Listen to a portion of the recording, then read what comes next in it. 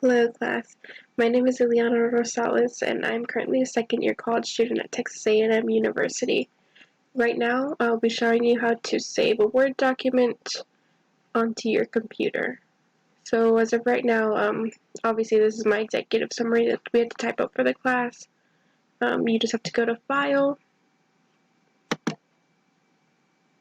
click Save As, save onto this PC, double click it twice, and you can save it under anything you would like. I'm just going to save mine under Executive Summary